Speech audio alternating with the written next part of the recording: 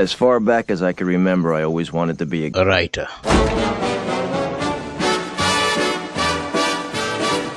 Hello and welcome to another episode of Finding a Writing Process. Today we are going to talk about the writing process of author Dan Brown. So this one is the most detailed writing process that I have seen from the ones I've researched. So without further ado, let's get into it. If you're thinking of writing a thriller, just close your eyes and just follow the steps. Step 1. Choose a world and find a moral gray area in it. Now what does that mean?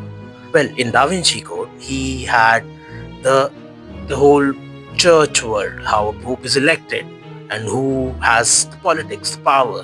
The moral gray area in it is someone who is bad and trying to get that power of the pope.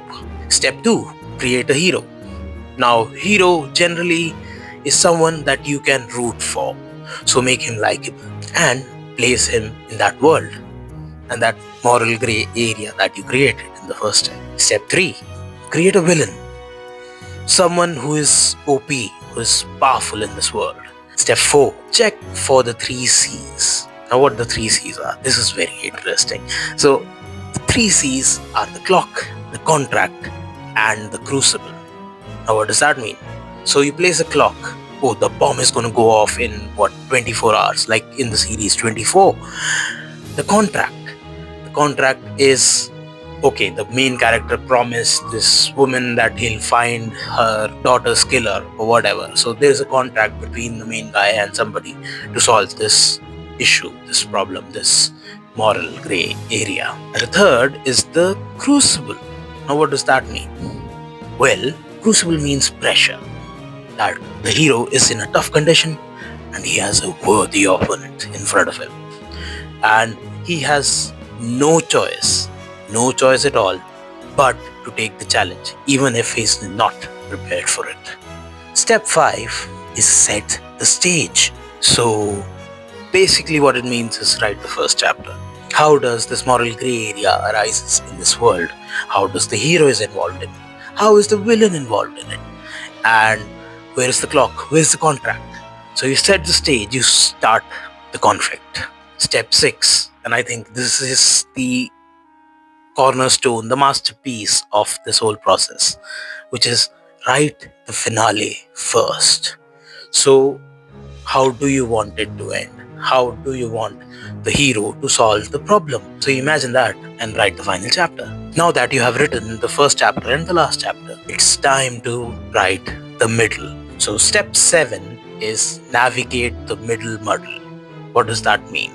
Well, the middle part is sometimes called the muddle part. You don't know what's happening, you know where it starts, where it ends, sort of. But how do you get through the middle? Well, Dan Brown likes to navigate the middle muddle through locations. So if you read his books, you'll see there are beautiful set pieces set in churches, in historical places. So that's what he does.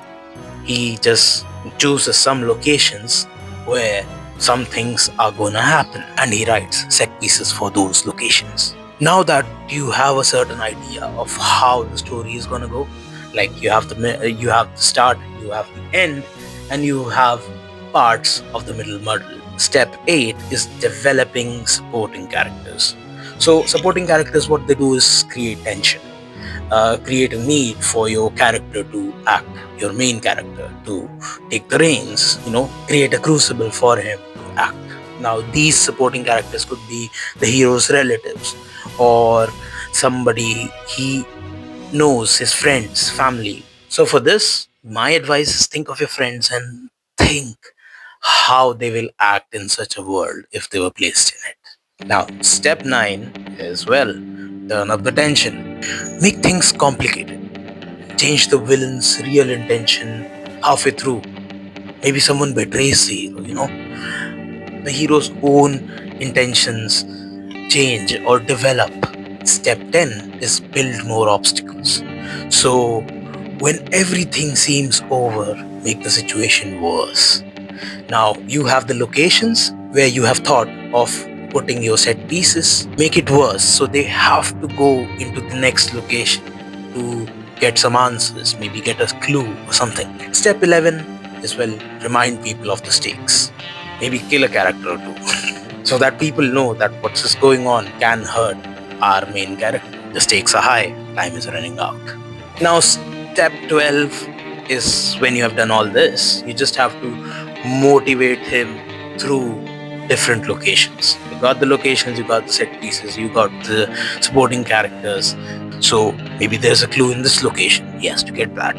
Maybe he can't stay in the current location and he has to get out, and the best place to go is the next location. Now, the last but not the least, step 13, an ominous number, is wrap it up.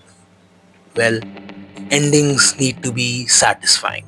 It needs to fit the story. If you're writing a thriller, make sure that the villain gets what he deserves, but he doesn't get more than he deserves. Or at least that's what Dan Brown does. His saying is, the punishment should fit the crime. And yeah, I had fun writing using these steps, and I hope that it could help you too. So next week I check out Neil Gaiman's writing process, one of my favorite authors. So stick around for that. Ciao.